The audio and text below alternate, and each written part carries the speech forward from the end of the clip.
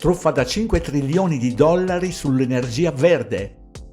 Da un'affascinante intervista con Dov Casey sul crollo della truffa da 5 trilioni di dollari sull'energia verde è emerso che il settore dell'energia verde è diventato un esempio monumentale di spreco di risorse e di politiche sbagliate guidate dalla pseudoscienza e da un programma antiumano portato avanti da un gruppo elitario di persone che credono nella riduzione della popolazione. Secondo una recente intervista con il rinomato economista e autore Dov Casey, oltre 5 trilioni di dollari in sussidi e spesa pubblica negli ultimi 2 decenni hanno prodotto poco più del 2% di riduzione della dipendenza mondiale dagli idrocarburi.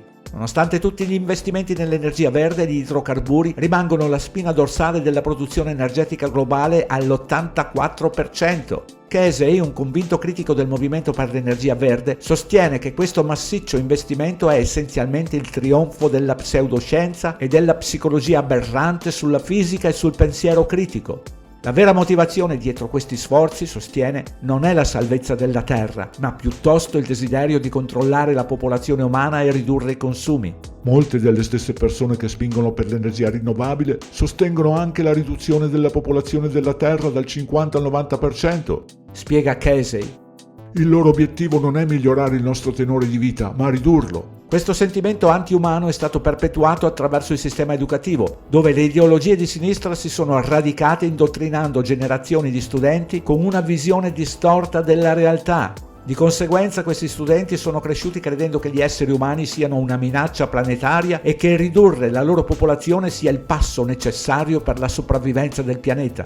Casey evidenzia anche i difetti intrinseci del modello di energia verde. L'energia solare ed eolica, sebbene utili per applicazioni specifiche, non sono valide come fonte energetica primaria per una società industriale. L'intermittenza e l'inaffidabilità di queste fonti energetiche richiedono un investimento massiccio nella tecnologia delle batterie e nella manutenzione delle centrali elettriche convenzionali, il che vanifica lo scopo di allontanarsi dagli idrocarburi. Inoltre la spinta verso i veicoli elettrici, nonostante i loro potenziali benefici, è un altro esempio di interferenza governativa nel mercato. I sussidi per i veicoli elettrici non solo hanno distorto il mercato, ma hanno anche portato ad un'allocazione meno efficiente del capitale.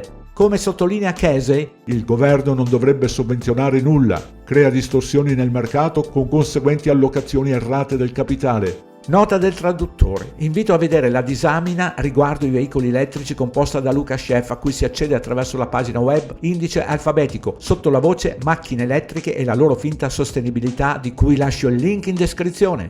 Uno dei problemi principali è il sostanziale aumento dell'energia elettrica necessaria per far funzionare i veicoli elettrici.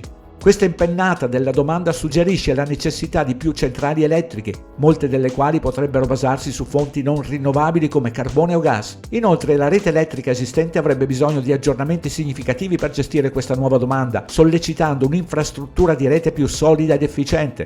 Un'ulteriore preoccupazione è il potenziale di una diffusa interruzione economica all'interno del settore automobilistico. I critici sostengono che l'adozione prematura dei veicoli elettrici potrebbe portare a un'ondata di fallimenti tra le aziende non ancora attrezzate per spostare la propria attenzione sulla produzione di veicoli elettrici.